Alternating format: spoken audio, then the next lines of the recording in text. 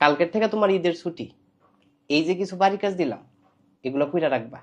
ঈদের পরে আইসা দেখবো। আমার দরকার পড়লে লাডি দিয়ে 10টা বাড়ি দেন, তাও আমি ঈদের সময় কোনো লেখাপড়া করতাম না। আরে আমি তো তোমার ঈদের দিন পড়তে বলি না, ঈদের দিন হোক আর ঈদের আগে পরে হোক, তাও আমি পড়তাম না। তুমি কেন পড়বা না? ঈদের সময় পড়ালেখা করা নিষেধ। কে বলছে নিষেধ? কে কইছে কইতারি না? তো নিষেধ, তোমারে পড়ালেখা করতে হবে। আচ্ছা স্যার, আপনার একটা কথা কই। কি কথা?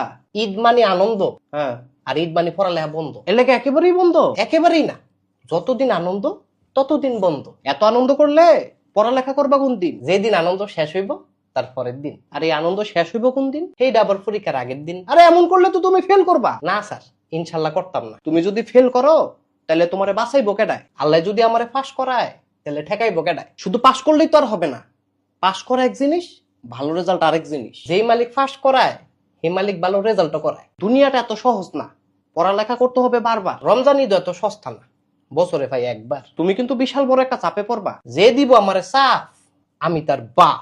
বাপ হওয়ার যাই হোক, পড়ালেখার কোনো বিকল্প নাই। আল্লাহ থাকতে আমার কোনো টেনশন নাই। আচ্ছা, এই বন্ধুটাতে তুমি কি করবা? কিরমু আবার আনন্দ করবো? বন্ধু কিন্তু অনেক বড়, আমার আনন্দ তার চেয়ে বড়। আচ্ছা আনন্দ করো, ঠিক আছে, আনন্দের পাশাপাশি পড়ালেখাটাও করো। স্যার কাউয়ার ডেউয়া কোনোদিন এক জায়গায় থাকে না।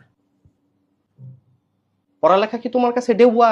না স্যার, পড়ালেখা আমার কাছে কাউয়া। আরে এমন করলে তুমি পরীক্ষা লিখবাটা কি? লেখা দিমু স্যার।